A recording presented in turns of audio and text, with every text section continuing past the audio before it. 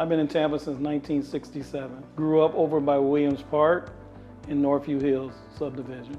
Envision started through hardship. Coming right out of the recession back in 2007 and 8, we lost everything and literally had to start over. Diversifying our services, going from flooring to now overall construction to build something to last. That means more than us. It means helping other people, bringing other people, families, underserved communities into what we're building.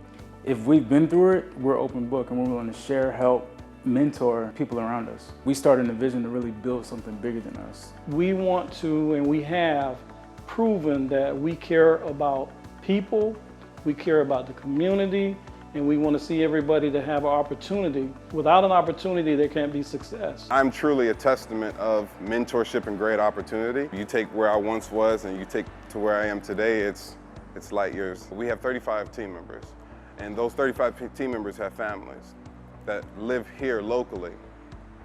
Those things wouldn't happen if we did not have mentorship and opportunity.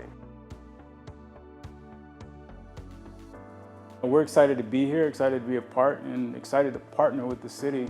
We're believers in reaching back and reaching around us to help others, and I believe that that's what this project will do.